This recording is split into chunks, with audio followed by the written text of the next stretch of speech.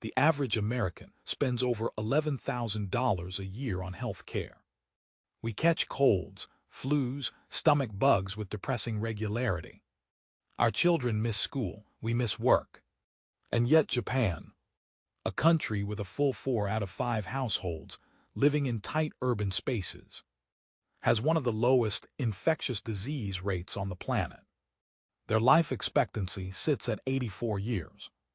Ours lags behind at 77. They spend less than half what we do on medical treatment. And stubborn questions like why do so few Japanese people suffer from seasonal allergies? Why are foodborne illness outbreaks so rare? Why do their elderly report fewer urinary tract infections? Have answers that have nothing to do with magic genetics or expensive technology. They are answers you can touch right now in your own home. Today, I am going to walk you through 7 common Western hygiene habits that make Japanese people quietly, deeply uncomfortable. Not to make you feel guilty, but because every single one of these habits is a missed opportunity to protect your health, your home, and the people you care about. Some of these are so simple they will shock you. Others are so genius you will wonder why no one ever told you. And the number 1 habit on this list is the one that turned my own body into a case study. I measured the results myself. Let us count them down from 7 to 1, and by the end, I promise you will see your own bathroom, your kitchen, and even your front door differently. Number 7. Walking through your own home in the exact same sneakers that just crossed a public parking lot, a gym floor, and a grocery store aisle. Think about that path. Gas station concrete, a city sidewalk where dogs do their business, a public restroom floor. Every single surface leaves a biological calling card on the soles of your shoes. Then you pad straight across your living room rug, your kitchen tile, maybe right up to the spot where your toddler sits and puts her hands in her mouth. In Japan, this does not happen. Not because anyone is yelling at you, but because the architecture itself enforces a sacred boundary. Every Japanese home has a jenkin, a recessed entryway where the outdoor world ends. You step up into the home and leave your shoes behind. It is as automatic as breathing. The first time I visited a friend in a quiet neighborhood outside Osaka, I nearly committed the cardinal sin. I had 1 foot across the wooden threshold, with my dusty trainers still on when my friend mother let out a tiny gasp. She smiled and pointed to a pair of house slippers waiting for me. I felt a flush of embarrassment, but then I looked down at the immaculate floor and I understood. In Japan, the floor is not just a surface you walk on. It is a living space. People sit on it, kneel on it, children nap on it. Meals are sometimes arranged on low tables, set directly on the tatami mats. Keeping it clean is not fussiness. It is care expressed as a physical act, but this is not just about aesthetics. The science of what shoes drag inside is stomach-turning. Researchers at the University of Arizona collected samples from shoe bottoms and found that they carried an average of over 420.0 units of bacteria per shoe. Coliform bacteria, the kind that comes from fecal matter, showed up on 96% of the shoes tested. That means your morning walk through a parking lot likely introduced microscopic traces of animal waste onto the very floor your family walks barefoot. A separate study published in the journal Indoor Air documented that shoes bring in lead, pesticides, and other chemical residues that cling to indoor dust and can be ingested by crawling infants. A 2016 study out of the University of Houston found that 39% of indoor dust samples contain the herbicide glyphosate, often tracked in on shoes. When I think about a baby running her fingers along the hallway floor and then putting them in her mouth, my stomach turns. Japan internalized this risk so deeply that it became embedded in the design of the home itself. And the result is measurable. Japanese households report dramatically lower rates of childhood asthma and allergy sensitization compared to the United States. The International Study of Asthma and Allergies in Childhood found that Japan's prevalence of wheezing among children aged 6 to 7 was less than half that of the United States. While genetics play a role, indoor environmental quality is a major piece of the puzzle. Let me paint you a picture. I remember walking into that Osaka home, the Jenkin floored with cool gray tiles, and seeing a neat row of family shoes, tiny Velcro sneakers for the son, sensible black loafers for the father, a pair of polished brown wedges for the mother, all lined up with military precision. The air inside smelled faintly of cedar and steamed rice. As I stepped up onto the honey-colored hardwood, my socked feet met a floor so clean it almost squeaked. That evening, I watched the family gather around a low table, kneeling on zabuton cushions placed directly on the tatami. The 1-year-old daughter crawled happily across the same surface, later falling asleep on a thin futon laid right there. No one flinched, no one worried. The floor was a safe zone. I realized that, in my own American apartment, I would never dream of eating a meal directly off the carpet. Not with what my shoes had marched in. A quick word before I go on. What I show you here grows out of the old ways the people of my country kept, where nothing was ever wasted. My family gathered the heart of it into the Home Savings Almanac, 12 small books on the old ways of the home.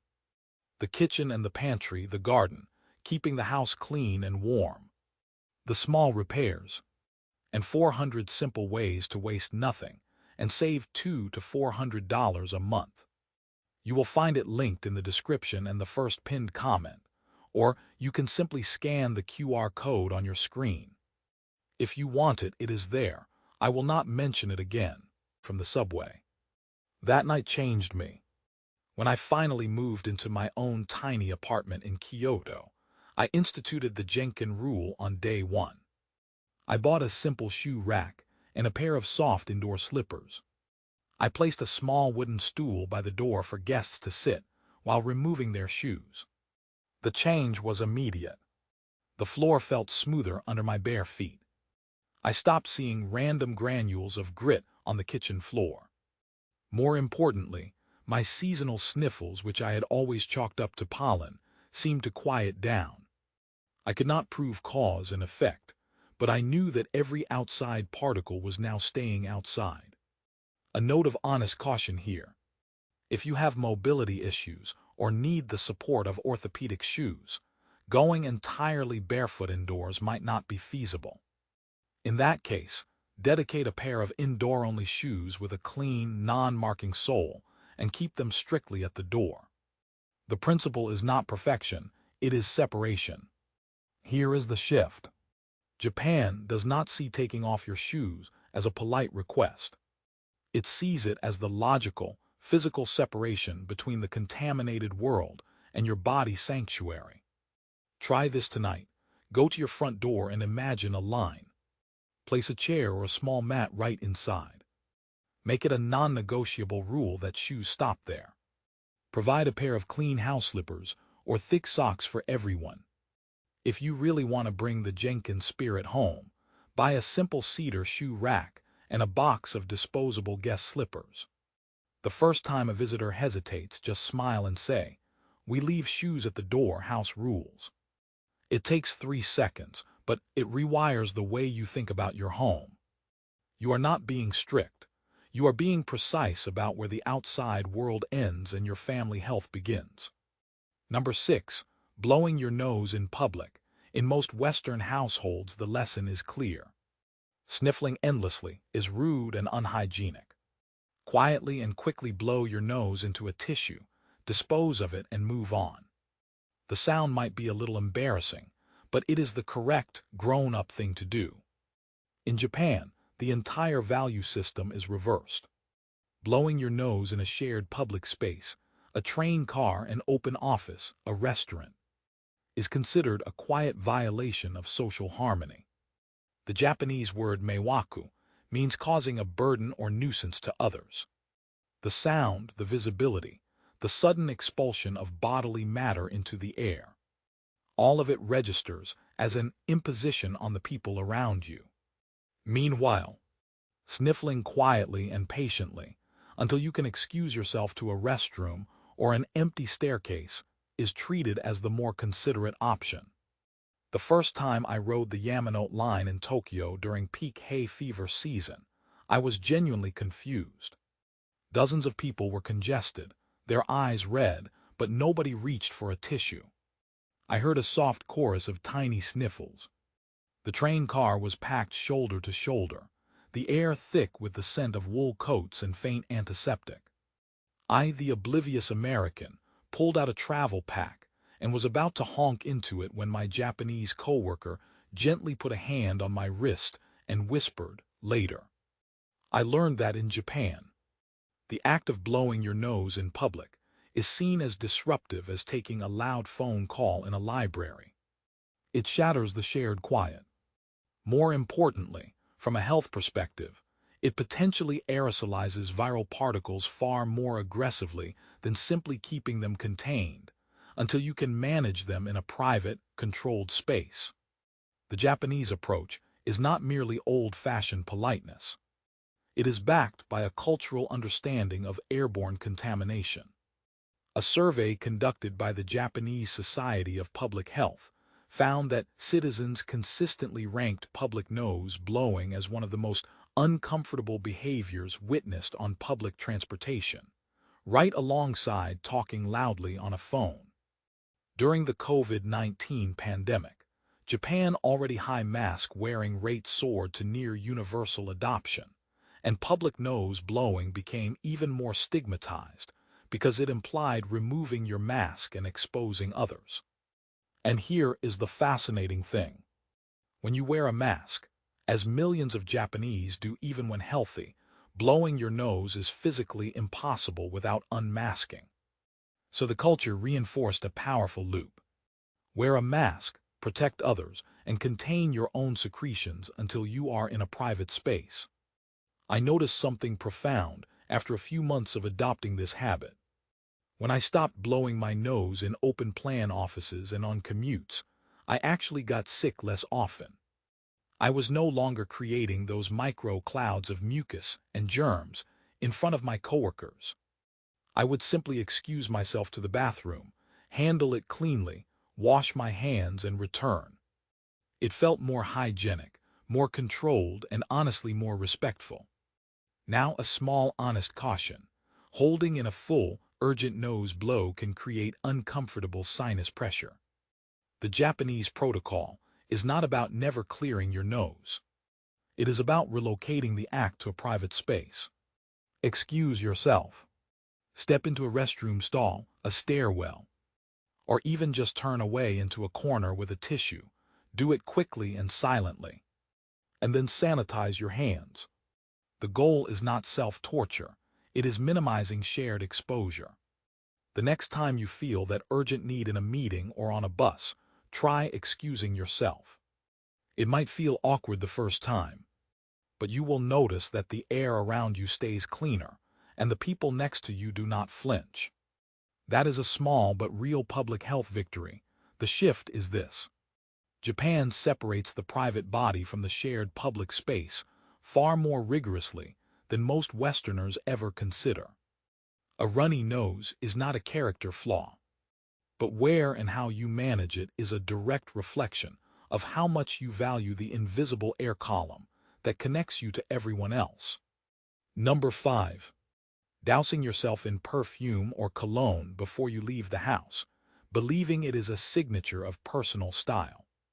In the West, a strong scent is often marketed as confidence, magnetism, a finishing touch. You walk into a room, and your fragrance announces you. In Japan, this is not a finishing touch. It is a form of sensory invasion. Japan has a formalized concept called kagai, scent pollution. It sits right alongside noise pollution and visual pollution as something that enters shared space without the consent of others. And it has moved far beyond theory. In Japanese workplaces, there is an established human resources term, sumahara, a portmanteau of smell and harassment. Not just body odor. Heavy cologne, aggressive fabric softener. Any scent that carries across the open office floor and imposes itself on a colleague who did not choose it. Major corporations, including SoftBank, have held formal training seminars for employees explaining what constitutes sumahara and how to avoid it. Some office buildings even post signs asking employees to refrain from wearing strong fragrances. The goal is to make the workplace scent neutral so that nobody has to endure a fragrance they find irritating or even physically harmful. There is solid medical reasoning behind this. Peer-reviewed research published in the journal Environmental Health Perspectives found that fragrance sensitivity affects nearly 30% of the United States population, triggering migraines, respiratory symptoms, and asthma attacks. A study from the University of Melbourne found that over a third of Australians experienced adverse health effects from exposure to fragranced consumer products, including perfumes. Synthetic musks, phthalates, and volatile organic compounds in many popular colognes are not benign. They are airborne chemicals that you are emitting into a shared breathing space. When you spray cologne in a closed office, you are effectively medicating everyone in the room. Japan, with its dedication to collective well-being, simply decided that the default should be no added scent at all. Consumer data shows that odorless remains the preferred personal scent in Japan. Even luxury skincare and laundry products are marketed as unscented or barely there. When Japanese women do choose to wear fragrance, they apply the tiniest dab, often just a single touch to the wrist, and only for very special occasions. I experienced this firsthand when I joined a design studio in Tokyo. The office was an open-plan space with white walls and big windows, overlooking a quiet back street. The air had a clean, almost water-like quality. An American colleague arrived on his first day, wearing a cloud of a popular designer cologne. Within an hour, the office manager, a gentle woman in her 50s, approached him and in the most polite, indirect Japanese manner explained that some members of the team might feel sensitive to strong scents, and would he mind considering a fragrance-free product tomorrow. He was mortified. The scent had been so thick I could taste it in the back of my throat. But after a week, he told me, he had never noticed how many people in the States casually gassed each other in enclosed spaces. The office air in that Tokyo studio was the cleanest, most neutral air I have ever breathed. Nobody got headaches. Nobody sneezed from a coworker's laundry sheets. It was a revelation. I decided to run my own experiment when I returned to the U.S. I went 1 full month entirely fragrance-free. No cologne, no scented deodorant, no perfumey laundry detergent, no plug-in air fresheners. I switched to unscented soap and a simple crystal deodorant. The first week felt oddly naked. By week 2, my nose woke up. I could suddenly detect the artificial vanilla fog in the grocery aisle, the harsh floral blast of a passing shopper, the chemical lemon of a cleaning product. They hit me like a wall. I realized I had been inadvertently contributing to that same sensory bombardment for years. My migraines, which I used to blame on screen time, nearly disappeared. It was not just about courtesy. It was about reclaiming my own respiratory health. The shift is this. Japan asks a question we almost never ask in the West. Not, does this smell good to me? But, does this enter someone else's body without their agreement? 2 completely different frameworks. You can test this tonight. Go 1 full week without any added fragrance. No cologne, no perfumed lotion, no scented dryer sheets. If you must use something, try dabbing a single drop of pure essential oil on your wrist and nowhere else. See if your own nose recalibrates, and if the people around you seem more at ease. You are not stripping away personality. You are giving everyone around you the gift of clean, neutral air. That is a profound form of consideration, and your respiratory health will thank you. Number 4. Eating on the go, a coffee in one hand, a breakfast sandwich in the other, walking, scrolling, commuting, and calling it efficiency. In the West, we have convinced ourselves that multitasking meals is a sign of productivity. You are so busy, so important, so in demand that you cannot afford to stop and simply eat. In Japan, this practice has a specific word, and it is not a compliment. Teibaruki combines the verb to eat with the verb to walk. And in most everyday public settings, it is considered poor form, borderline rude. The city of Kamakura, a historic destination about 30 miles southwest of Tokyo, even issued a formal ordinance asking visitors to refrain from eating while walking. This was not a fine-based crackdown. It was a cultural plea, published in multiple languages. Because the sight of tourists dripping sauce and leaving wrappers was fraying the city's image. The deeper reason, though, is rooted in the way Japanese culture treats the act of eating itself. Japanese food culture, heavily influenced by Zen Buddhist principles, frames eating as an act of mindfulness. The food should be noticed, its appearance, its smell, its taste. The person who prepared it deserves your attention. Your own body, which is about to receive nourishment, deserves your attention. Eating while scrolling, eating while rushing down a subway platform, eating while mentally 7 tasks ahead, all of it is a form of disrespect. Not just to the cook, but to your own digestive system. The traditional Japanese phrase itadakamasu, spoken before a meal, literally means I humbly receive. You cannot humbly receive something while your eyes are glued to a phone and your feet are hurrying to a meeting. And the science backs this up. A landmark study published in the American Journal of Clinical Nutrition showed that eating while distracted, whether by a screen or by walking, can reduce satiety signals and lead to a 25% higher calorie intake later in the day. Your brain does not register the meal fully, so it keeps asking for more. Another study from the University of Tokyo found that mindful, seated eating significantly improved blood sugar regulation and reduced stress-related cortisol spikes. When you eat while stressed and in motion, your body remains in fight or flight mode, shunting blood away from the digestive system. Food sits undigested, causing bloating and discomfort. I decided to run a 30-day self-experiment modeled on the Japanese habit. I stopped all walking and eating, no car meals, no desk lunches while typing.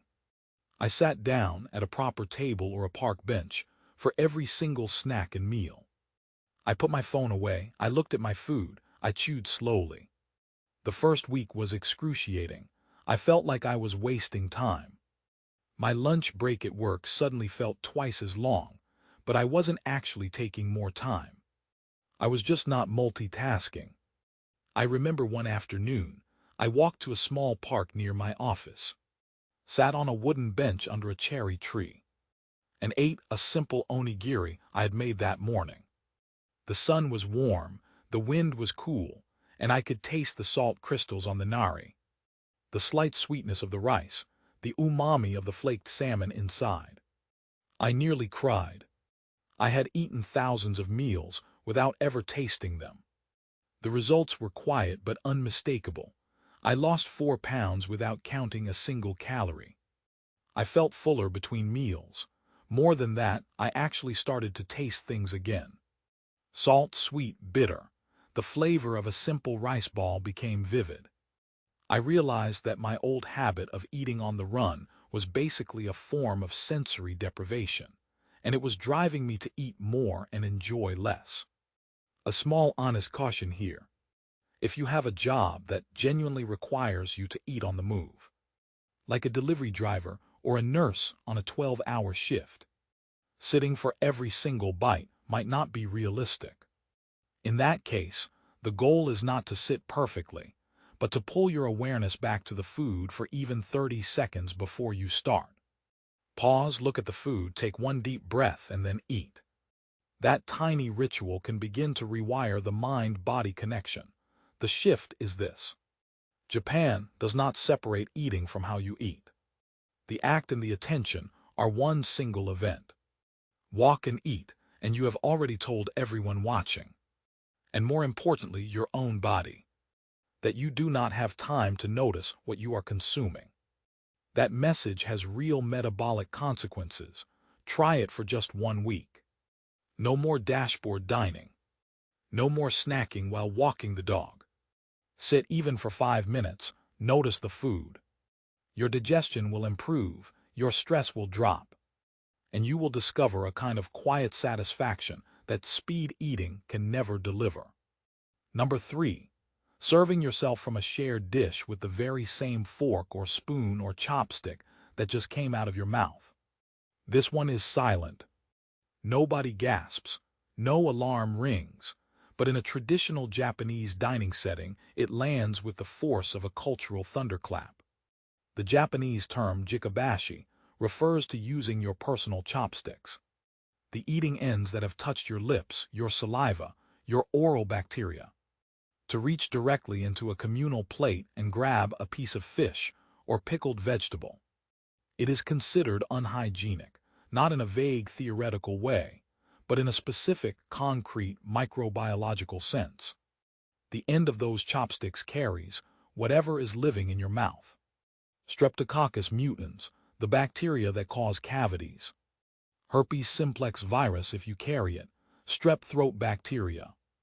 Norovirus, which can shed in saliva before you even feel sick. That transfers to the shared food. That transfers to everyone else at the table. Japanese etiquette handles this with a system so simple it is almost invisible.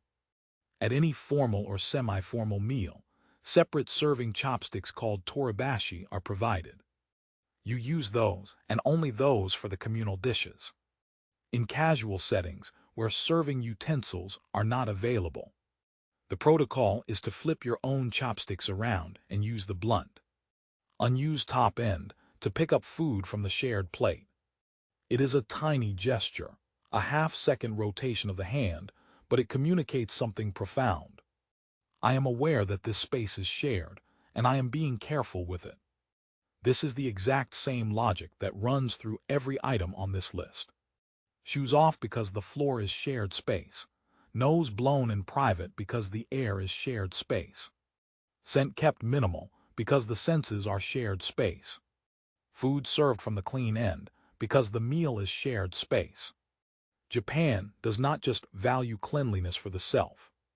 It values cleanliness as a form of consideration for others. What you keep clean is an expression of how much you think about the people around you. And that principle has real infectious disease implications. A study in the Journal of Food Protection demonstrated that double dipping and shared utensil use can transfer oral streptococci and pathogenic viruses like norovirus with alarming efficiency. A single sick person using their own fork to spear a shared salad can deposit enough viral particles to infect multiple others. One person with a subclinical mouth infection can seed a whole platter of appetizers. I learned this lesson over a dinner at a friend's home in Kyoto.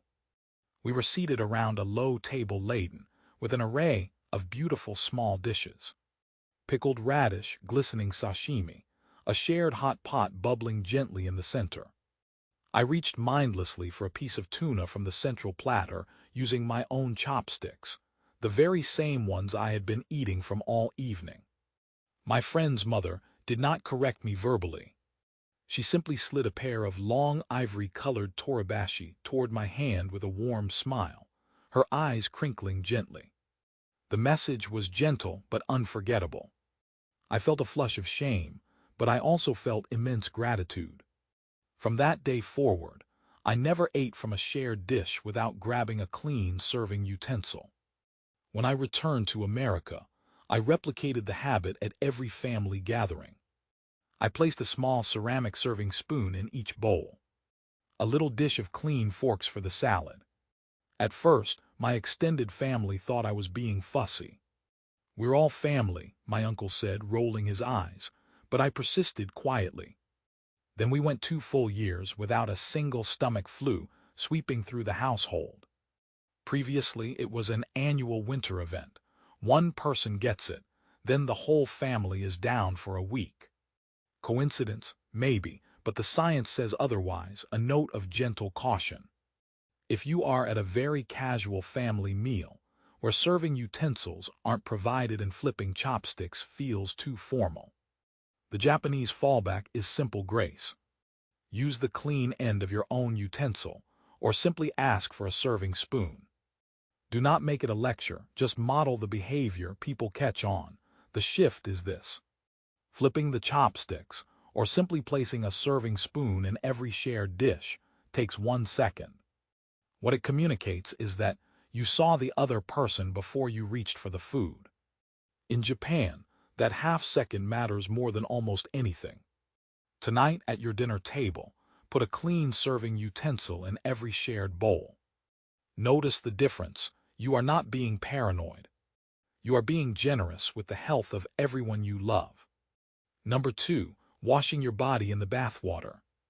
This one creates genuine confusion, even mild disgust. When Japanese people understand what is happening in a Western bathroom, you fill the tub, you add bubbles, you get in. You lie there soaking, and you believe that when you climb out, you are clean. In Japan, this is not clean. It is the precise opposite. In Japanese home culture, the afuro, the deep soaking tub, is not for washing. It is for restorative soaking. Cleansing happens first, separately, at a dedicated washing station. You sit on a small stool next to the tub. You scrub your entire body thoroughly with soap and a washcloth, and you rinse off every last trace of product until the water runs absolutely clear.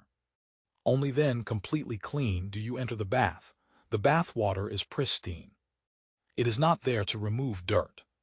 It is there to warm your muscles, calm your mind, and restore your spirit. The same water in a Japanese family home will often be shared by multiple family members throughout the evening. Each person enters it after having fully showered. The water stays clean because nobody is washing their grime into it. When I first visited a hot spring onsen in the mountains of Nagano, I almost made the worst mistake of my life. The onsen was an open-air bath carved into the hillside, steam rising into the pine-scented air. The water, a milky jade green from natural minerals. I was about to step directly into the steaming outdoor pool, my body still coated with the dust of travel, when a kindly old man pointed me toward the row of low showers and plastic stools. He mimed scrubbing. I understood. I sat down on the small wooden stool and saw the detailed ritual unfolding around me. Every bather spent at least 10 minutes meticulously cleaning themselves. Shampoo, body soap, a thorough exfoliation with a rough washcloth, and a complete rinse using a handheld shower head. The sound of water splashing on stone tiles was rhythmic, almost hypnotic. Only after that did they step into the communal water. The onsen was silent, the water as clear as glass, and the feeling of soaking after being truly clean was unlike anything I had ever experienced.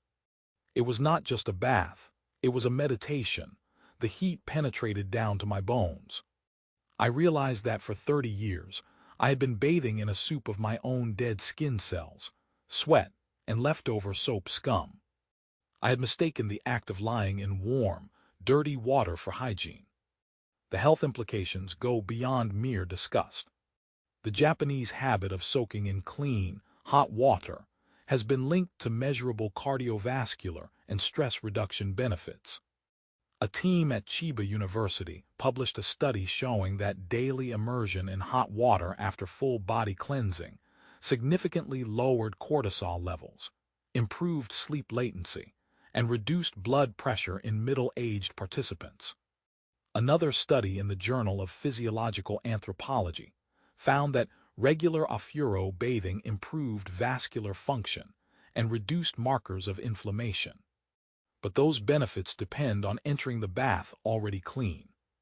Soaking in water that contains residual soap and body soil can introduce bacteria into the urethra and actually increase the risk of urinary tract infections, exactly the opposite of what we intend. A warm, dirty bath is a breeding ground for Pseudomonas aeruginosa, a bacteria that loves warm, moist environments and can cause folliculitis and ear infections. Here is an honest caution born from my own clumsiness.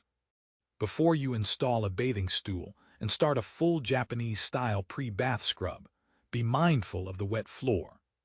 Bathrooms in Japan are designed as wet rooms, fully waterproofed with floor drains.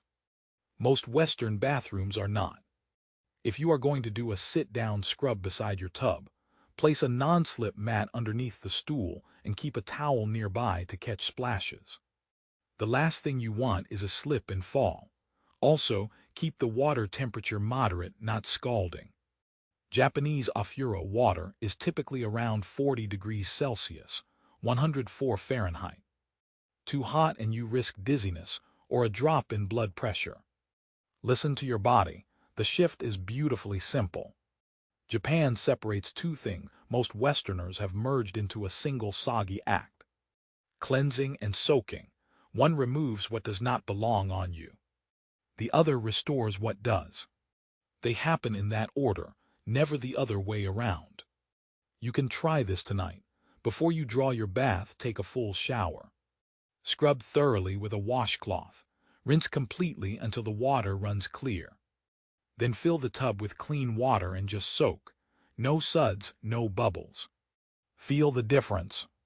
Your skin will not be sitting in a film of its own residue.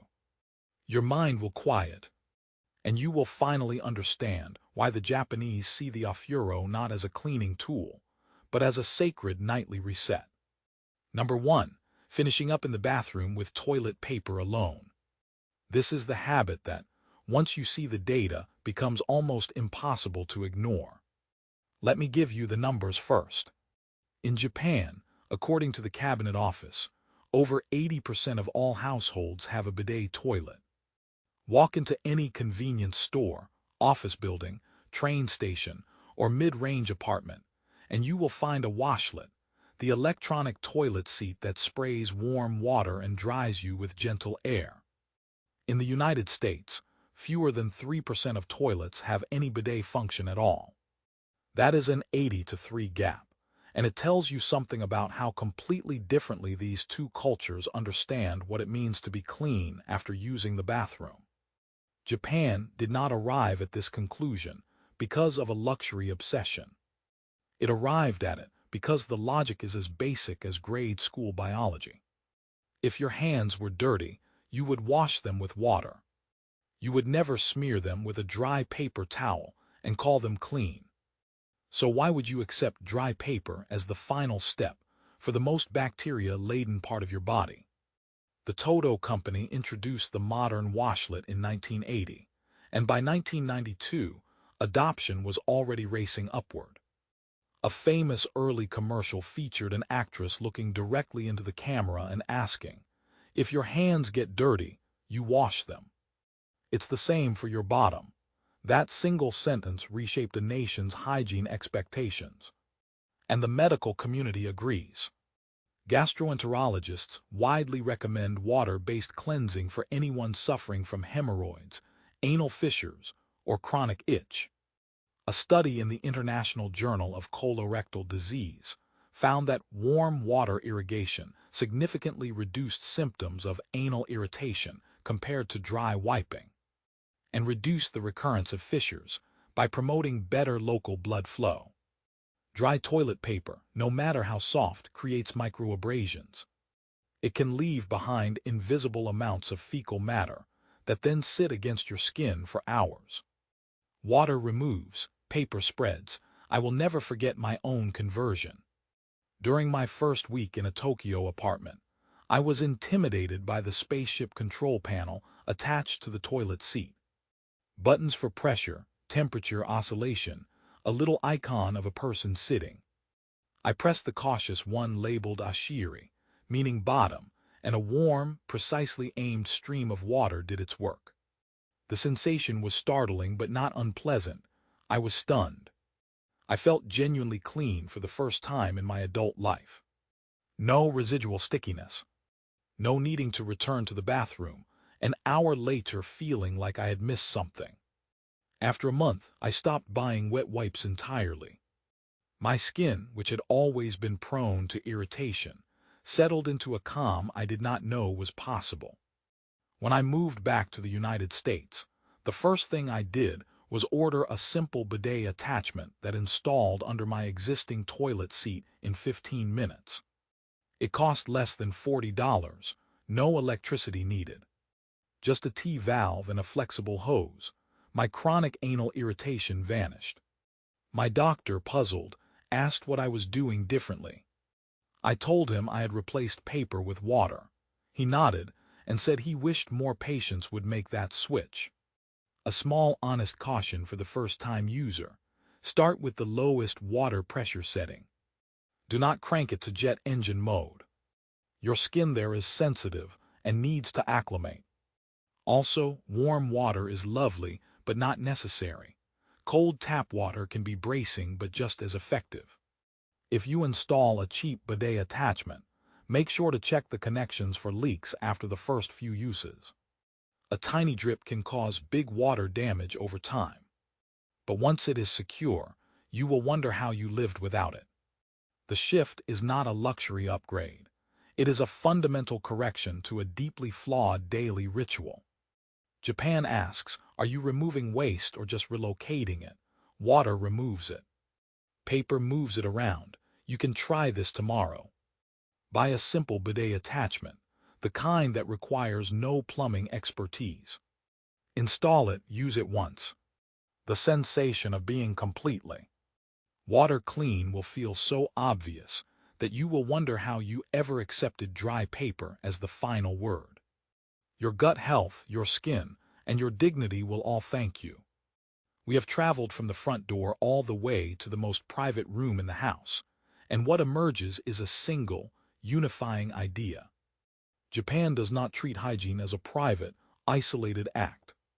It treats it as a continuous, shared responsibility. Every habit on this list, shoes off, nose kept private, scent erased, food eaten still, shared plates served from a clean utensil, the body washed before the bath, the body washed with water after the toilet, is a declaration. It says, I see the people around me, I see the space we share. I am going to honor it with my daily choices. This is not about emulating another country out of aesthetic admiration.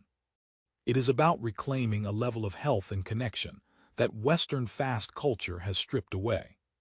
You do not need a Japanese passport. You need only to ask 3 simple questions of any hygiene habit. First, does this affect only me, or does it enter shared space?